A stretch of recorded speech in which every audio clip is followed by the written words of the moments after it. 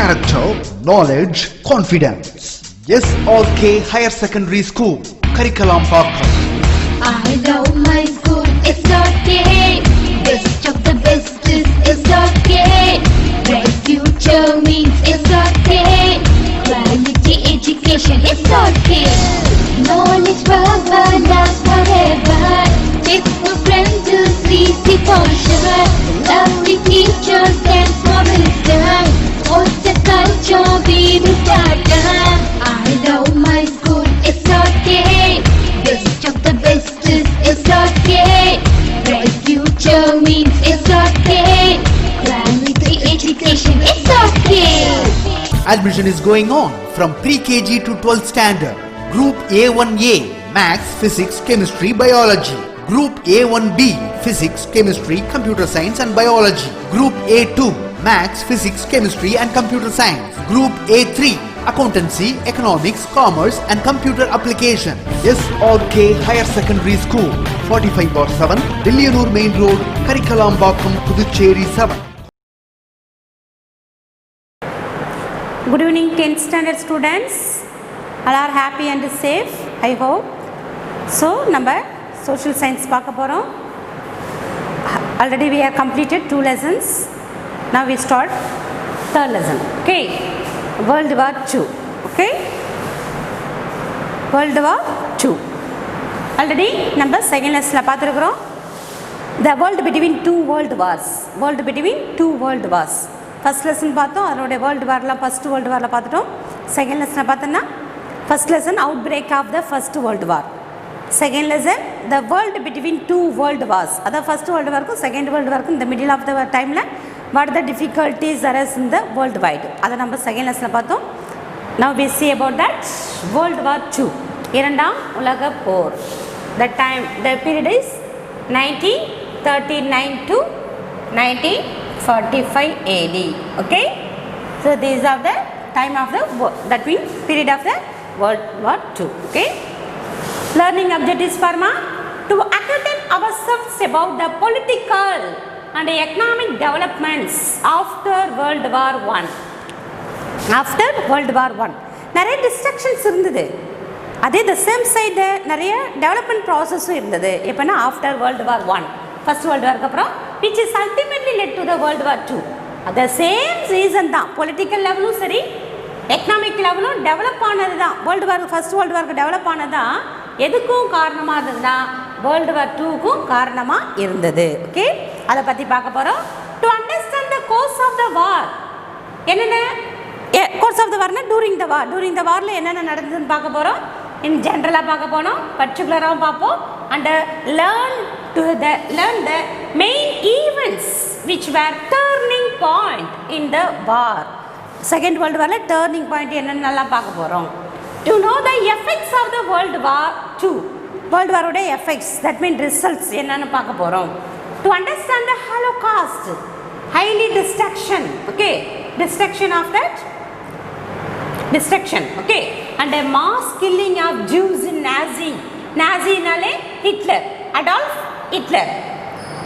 So அவருக்கு வந்து யார் ரொம்ப பகையாக இருந்தாங்கன்னா இந்த யாருக்கு அவர் டிசன்மெண்ட் காஸ் ஆச்சுன்னா ஜூஸ். அவங்க வந்து not simple killing, it's a mass killing of Jews in Nazi, அதையும் பார்க்க போகிறோம்.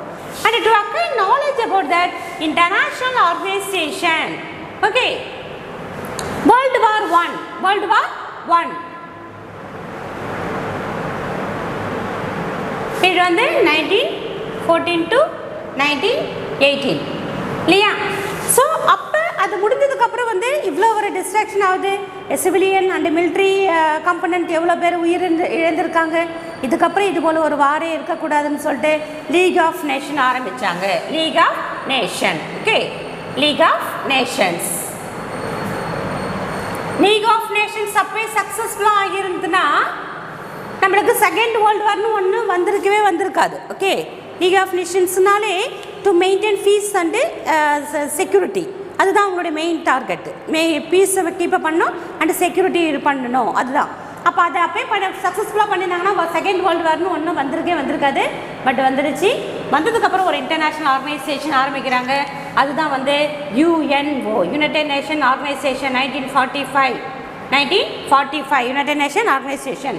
இன்னி வரைக்கும் அது ரொம்ப சக்ஸஸ்ஃபுல்லாக போயின்னு இருக்குது. ஓகே, அதனால தான் நம்மளுக்கு வேர்ல்டு வார் தேர்டுன்னு இன்னும் ஒன்று நம்மளுக்கு வரவே இல்லை. ஸோ அதுக்கு மெயினான காரணம் எதுனா நம்மளுடைய UNO. ஓகே, ஸோ இதான் வந்து லேர்னிங் அப்ஜெக்டிவ்ஸ். வாங்க நம்ம லெசனுக்குள்ளார போகலாம். இன்ட்ரடக்ஷன் பாருமா. The first half of the 20th century witnessed 2 wars which devastated, ரொம்ப highly damaged. Okay, highly damaged. Devastated meaning எதுக்குமா? Devastated the world. வேர்ல்டையே ஒரு புரட்டி போட்டுச்சுன்னு கூட சொல்லலாம். Okay, World War I was fought from 1914 to 1918 and World War II began in 1939 and ended in 1945. While the world at large had experienced many wars. Okay, இப்போ நிறைய experience பண்ணியிருக்காங்க, நிறைய face பண்ணியிருக்காங்க, நிறைய வார. ஓகே, நிறைய போர்களை இப்போ சந்தித்திருக்காங்க. Okay, these 2 wars are referred to as world wars. Okay, ஆனால் இந்த வார் தான் நம்ம என்ன சொல்கிறோம், வேர்ல்டு வார்னு சொல்கிறோம். ஓகே, இதுக்கு இல்லாமல் நிறைய வார் நடந்துருக்குது. ஓகே, பேர்ல் ஹார்பர்னு ஒரு ஜப்பானுக்கும் யூஎஸ்ஏக்கும் ஒரு பெரிய அளவில் வார் நடந்தது. ஓகே, ஸோ அதுபோல் நிறைய சொல்லிகிட்டே போகலாம். ஓகே, ஈராக்கு, அமெரிக்கா, ஈரான், அதுபோல் நிறைய பிரச்சனை இன்னி வரைக்கும் போயின்னு தான் இருக்குது. ஆனால் இந்த 2 வார் தான் நம்ம ரொம்ப ரெஃபர்ட் அஸ் வேர்ல்டு வார்னு சொல்கிறோம். Because the extended areas of the conflict and very high death toll of civilian as well as armed combatants. Okay, combatants. So இது ரொம்ப highly okay extend areas ரொம்ப extendable ரொம்ப high level இருந்தது. And also that means death toll அதில் இருந்த destruction பார்த்தோன்னா அது இறந்தவங்க. ஓகே, சிவிலியன் ஆகட்டும், நார்மல் பாப்புலேஷன் ஆகட்டும், அண்ட் ஆர்மடு காம்படன்ஸ் ஆகட்டும், தட் மீன் ஆயுதமேந்திய படை வீரர்கள் ஆகட்டும், நிறைய பேர் தட் மீன் நிறைய பேர் இறந்ததுனால ரொம்ப டிவாஸ்டட் ஆகிறதுனால இது நம்ம என்ன சொல்கிறோம், வேர்ல்டு வார்னு சொல்கிறோம். Okay, both war were fought on the several fronts across. Mostly இது எங்கெங்கே நடந்ததுன்னா Europe, Asia and Africa. European continent, Asian continent உள்ள கண்ட்ரி அண்ட் ஆஃப்ரிக்கன் காண்டினென்ட் உள்ள கண்ட்ரி தான் இதில் என்கேஜ் ஆகியிருந்தாங்க. Okay, next in both war the combined forces of great. Okay, இப்போ 2 வார்லையுமே யார் கம்பைன்டு ஃபோர்ஸஸாக இருந்தாங்கன்னா ஒன் சைடு பார்த்தோன்னா கிரேட் பிரிட்டன், ஃப்ரான்ஸ், ரஷ்யா. இவங்க 3 பேர் தான் ஃபர்ஸ்ட் வேர்ல்டு வாரில் இருந்தவங்க. இந்த செகண்ட் வேர்ல்டு வாரில் இந்த first world middle of the first world war 1917 அப்பயே யார் வந்து ஆட் ஆகிட்டாங்க, யுனைடெட் ஸ்டேட்ஸ். ஓகே, ஃபஸ்ட்டு ஆரம்பிக்கும் போது ஃபர்ஸ்ட் வேர்ல்டு வார் 3 ஆரம்பிக்கும் போது பிரிட்டனு, ஃப்ரான்ஸு, ரஷ்யா தான் ஆரம்பித்தாங்க. 1917 அப்போ ஜெர்மனி போயிட்டு தட் மீன் யூஎஸ்ஏவை டிஸ்டர்ப் பண்ணவே தான் வுட்ரோ வில்சன் வந்து அவர் வார் வந்து அனௌன்ஸ் பண்ணார் இல்லையா. அப்போ 4 ஆகிட்டாங்க. த சேம் 4 மெம்பர் கண்ட்ரி தான் ஒரு ஆம்டாக வந்து தட் மீன் குரூப்பாக வந்து செகண்ட் வேர்ல்டு வாரில் என்கேஜ் ஆகிறாங்க. ஓகே, ஒன் சைடு யார் யார் பார்த்தோன்னா great Britain, France, Russia and USA. And another side, the major important side, the same Germany. Okay, the fought against the war alliance led by Germany.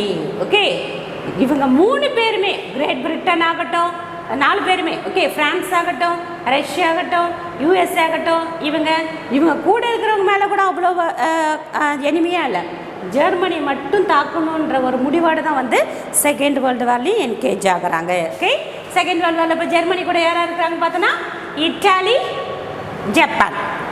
Okay, நான் first world வாரில் பார்க்கும்போது Austria Hungary, Germany, Austria Hungary and ஓட்டோவோ that mean Turkey பார்த்தோம் இல்லையா. இங்கே பார்த்தோன்னா செகண்ட் world வாரில் ரோம், பெர்லின், டோக்கியோ ஆக்சஸ்ன்னு போட்டாங்க. Okay, Rome, Berlin, Tokyo.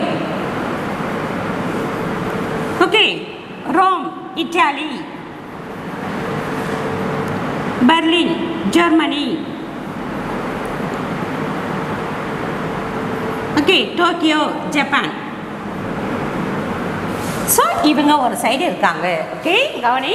அப்போ கிரேட் பிரிட்டன், அப்போ ரோமு, இட்டாலி, ஜெர்மனி, ஜப்பான் இவங்க ஒன் சைடு இருக்காங்க. அனதர் சைடு பார்த்தோன்னா great Britain, Britain, France, Russia, and not but not least USA. இவங்க ஒரு சைடு இருக்காங்க. ஸோ இப்போ ரெண்டு பேரும் ஈகராக வெயிட் பண்ணுறாங்க எதுக்கு செகண்ட் வேர்ல்டு வாரில் ஈடுபடுறதுக்கு. ஓகே, வாங்க நம்ம பார்க்கலாம், காசஸ் பார்க்கலாம். ஸோ செகண்ட் வேர்ல்டு வாருக்கான காரணங்கள், காசஸ், தட் கோர்ஸ்னாலே டியூரிங் த வார் டைமில் என்னென்ன நடந்து யார் யார் ஃபைட் பண்ணாங்க, and effects, that mean result of the world war 2 பார்க்க போகிறோம். ஃபர்ஸ்ட் நம்ம காசஸ் பார்க்க போகிறோம். காசஸ், டிவாஸ்டேஷன் என்னது, ஹைலி டேமேஜ், மீனிங் ரைட் பண்ணிக்கோங்கம்மா புக்கில், highly damage. Okay, caused by the World War I was of such magnitude that it was referred to as the Great War. Okay, and the war to end all wars. Okay, war to end all wars. ரொம்ப great level இருந்தது. death roll of the civilian population and also armed component ரொம்ப பெரிய அளவில் இறந்து, that mean million கணக்கில் இறந்துருந்தாங்க. நம்மளுடைய ரிசோர்ஸஸும் வந்து நம்மளுக்கு ரொம்பவே டேமேஜ் ஆகியிருந்தது. So that's why we called as a great war or the war end to all wars. அந்த ஒரு எல்லா வாருமே ஸ்டாப் பண்ணுற மாதிரி அந்த ஒரு வார் இருந்ததுன்னு சொன்னாங்க.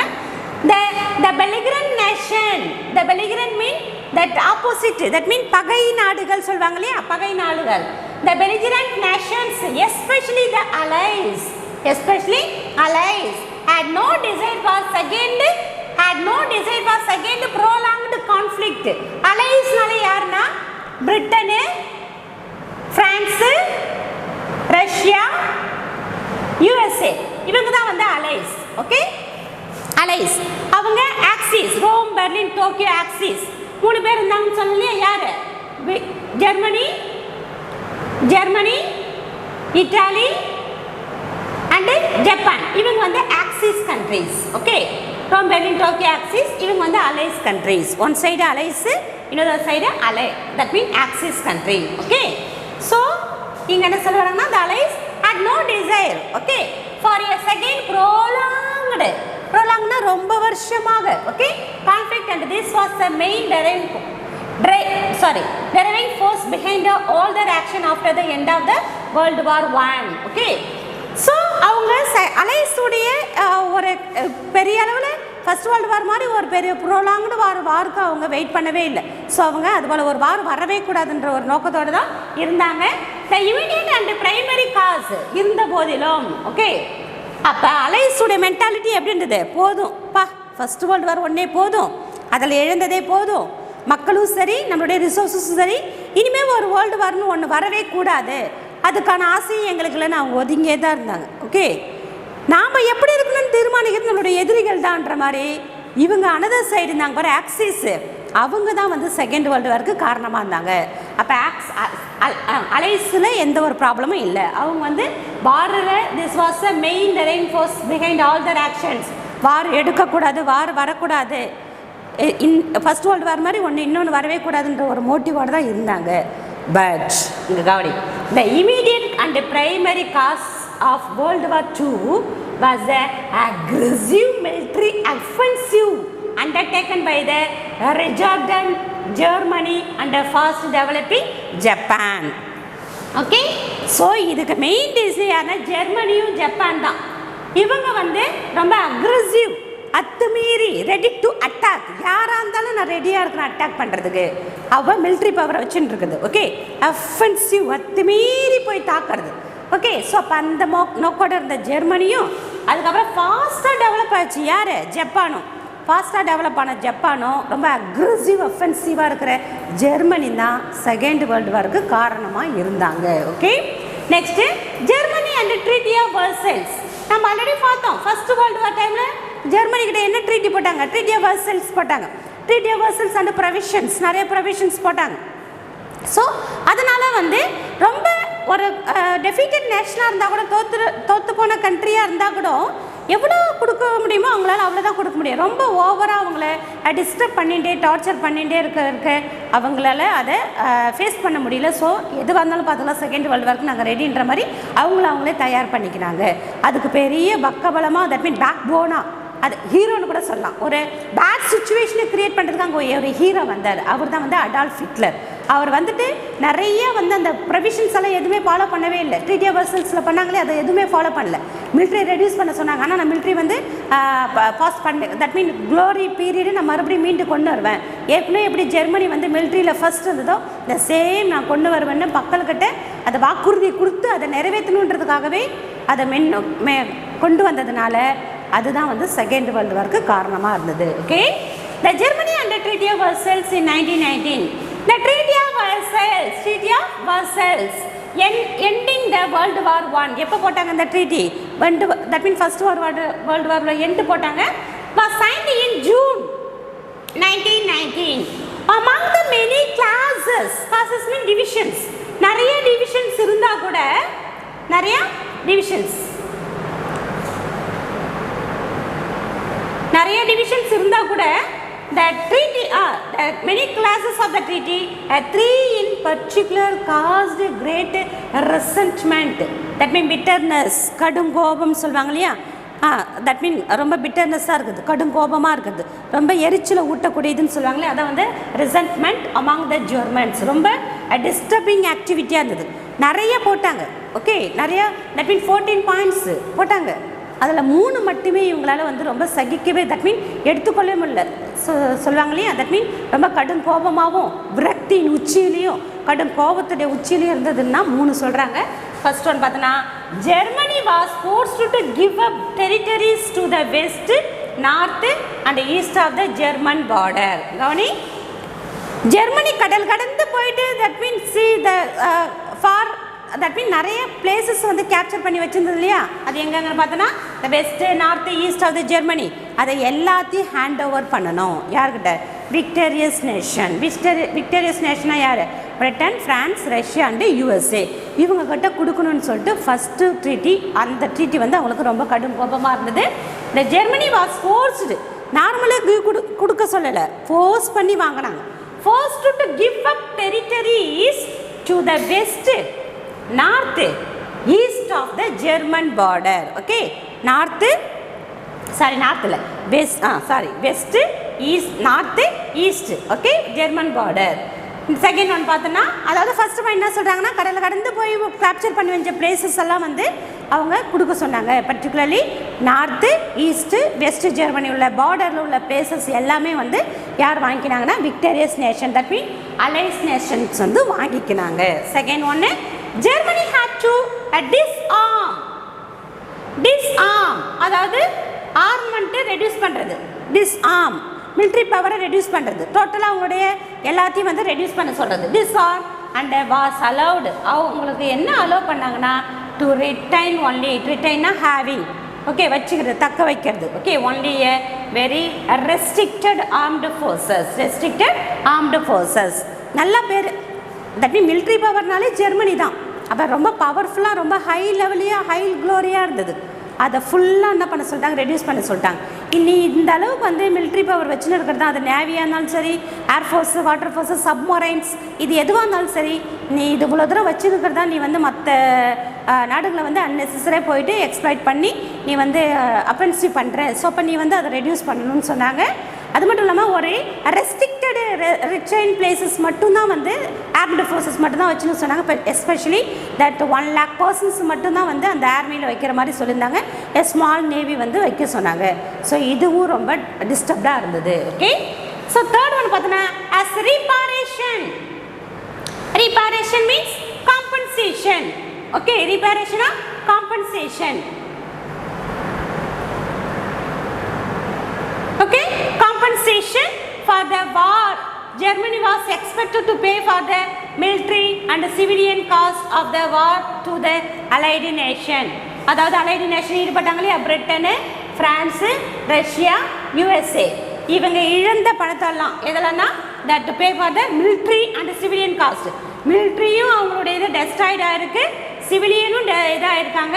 ஸோ அதுக்கான எல்லாம் ஒட்டுமொத்தமான இழப்பீடுகளையும் ஜெர்மனி தான் கொடுக்கணுன்னு அதை டிஸ்டர்ப் பண்ணாங்க. So these are the 3 classes of the treaty of Versailles, resentment against the allies. So that's why he started the ready for the second world war. okay, அப்போ ஃபர்ஸ்ட் ஒன் பார்த்தோன்னா that mean territories, பார்டரில் உள்ள territories, north, east, west Germany உள்ள பார்டர்ஸை வந்து ரொம்ப ஃபோர்ஸபுளாக வாங்கிட்டாங்க. ஃபோர்ஸபிளாக கொடுக்க சொல்லி டார்ச்சர் பண்ணாங்க. That's the first one. Second one, army வந்து ரெடியூஸ் பண்ண சொன்னாங்க. ஆர்ம்டு ஃபோர்ஸஸ் ரொம்ப ரொம்ப வாஸ்ட் அண்டு எக்ஸ்டென்ஷனான அவங்களுடைய ஆர்மி ஃபோர்ஸஸ் எல்லாம் வந்து ரெடியூஸ் பண்ண சொன்னாங்க. தேர்ட் ஒன்று ரீபேரேஷன், காம்பன்சேஷன் பண்ண சொன்னாங்க.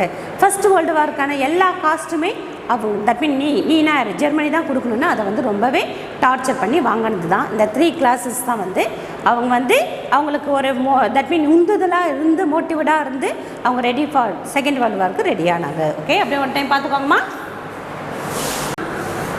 So failure of the league of nation நம்ம இன்ட்ரடக்ஷனில் சொல்லும் போதே சொல்லியிருந்தேன். ஃபர்ஸ்ட் வேர்ல்டு வாரோட எண்டிங்கில் லீக் ஆஃப் நேஷன்ஸ்னு ஒன்று ஆர்கனைசேஷன் ஆரம்பித்தாங்க, especially for to maintain peace and order இல்லையா. ஸோ அது வந்து ஃபெயிலியர் ஆகிடுச்சு. ஏன் ஃபெயிலியர் ஆச்சுன்னு பார்க்கலாம்.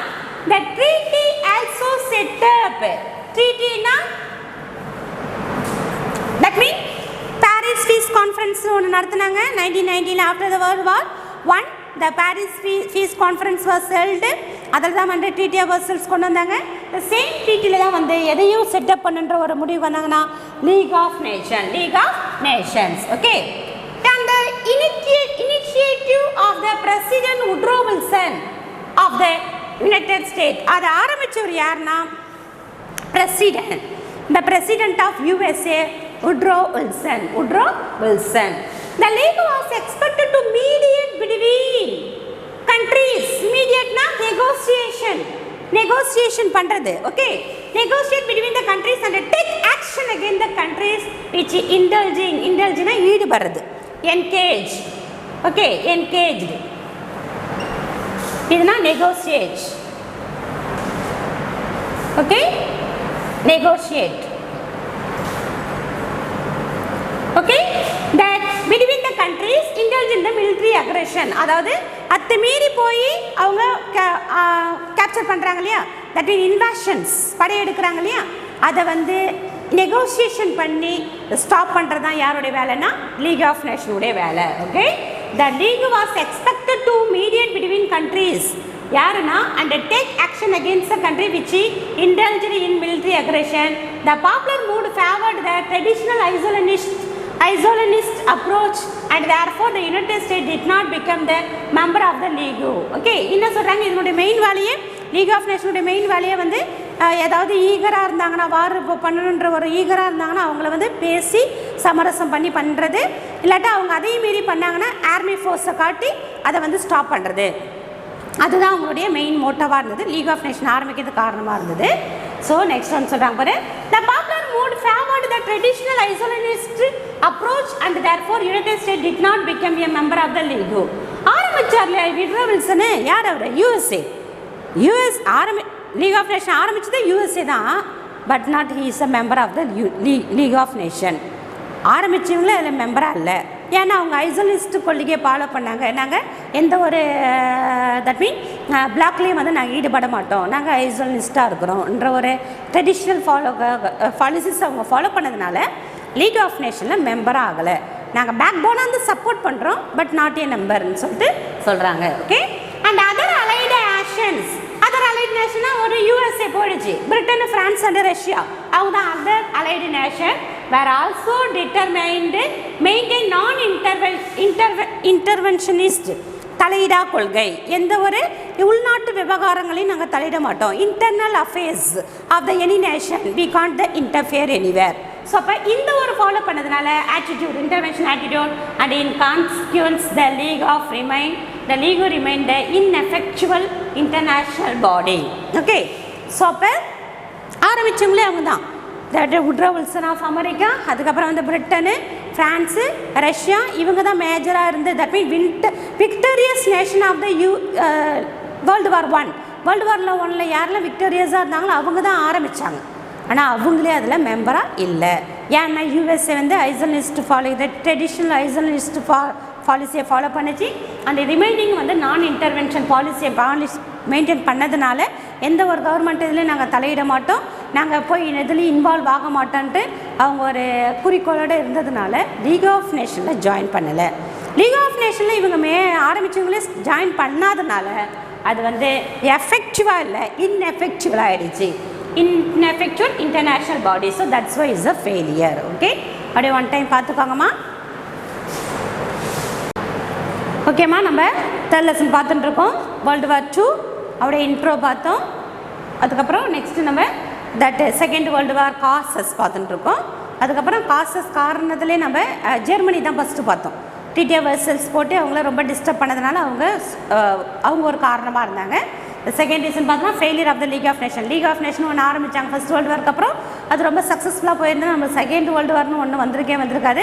அது ஃபெயிலியர் ஆனதுனால தான் நம்மளுக்கு செகண்ட் வேர்ல்டு வார்னு ஒன்று வந்ததுன்னு அதுவும் ஒரு காரணமாக இருந்ததுன்னு பார்த்தோம். நெக்ஸ்ட் கிளாஸில் இந்த first war crisis and Germany first world வார்க்கு அப்புறம் என்னென்ன நடந்தது, எஸ்பெஷலி ஜெர்மனி அண்ட் இட்டாலியிலன்னு நம்ம நெக்ஸ்ட் ஃபர்தர் கிளாஸஸில் நம்ம பார்க்கலாம். ஸோ இன்றைக்கி பார்த்த கிளாஸை லைன் பை லைன் ரீட் பண்ணுங்கள். இம்பார்ட்டன்ட் லைனில் அண்டர்லைன் பண்ணி அது 1 மார்க் மாதிரி ரெடி பண்ணி ப்ரிப்பேர் பண்ணி அதை நீங்கள் தரவாக ரீட் பண்ணுங்கள். We will meet in the next class. Okay, thank you.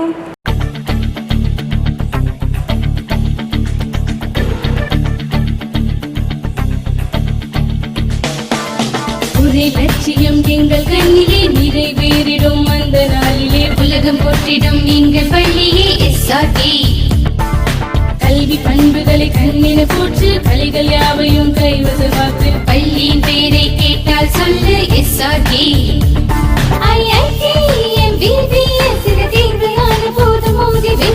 ஒரே லட்சியம் எங்கள் கண்ணிலே நிறைவேறிடும் அந்த நாளிலே உலகம் போற்றிடும் எங்கள் பள்ளியே SRT.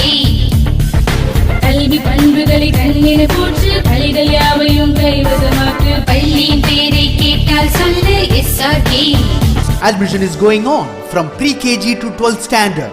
Group A1A Maths, Physics, Chemistry, Biology. Group A1B Physics, Chemistry, Computer Science and Biology. Group A2 Maths, Physics, Chemistry and Computer Science. Group A3 Accountancy, Economics, Commerce and Computer Application.